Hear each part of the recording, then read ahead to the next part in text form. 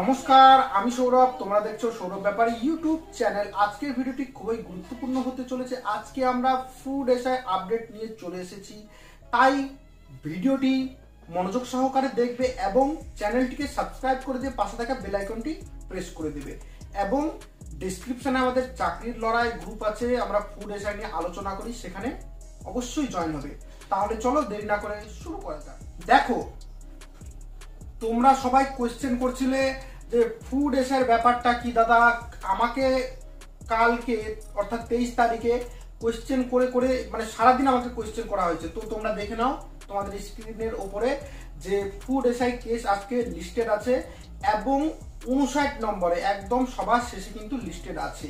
এবার তোমরা বলছো দাদা কি হতে পারে। দেখো, 59 নম্বরে আছে, এবার বেশি কেস তো নেই, এবার উঠার সম্ভাবনা খুব বেশি যে হ্যাঁ হিয়ারিং হবে।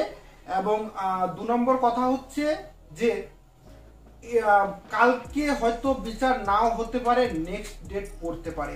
তার কারণ হচ্ছে আমি যেটুকু এখনো পর্যন্ত জানি, হয়তো এর বেশিও হতে পারে, আমি জানি না। আমি যেটুকু জানি, সিআইডি হয়তো এখনো পর্যন্ত পুরোপুরি রিপোর্ট মনে হয় সাবমিট করতে পারেনি।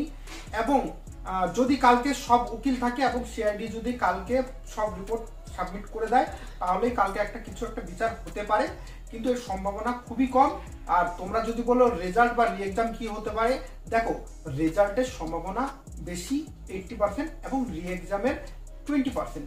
কিন্তু এখানে কথা হচ্ছে যে কালকে সিআইডি কি রিপোর্ট জমা করছে এবং উকিল বাবুরা কি বলছেন তার উপরে সবকিছু কিন্তু নির্ভর করছে।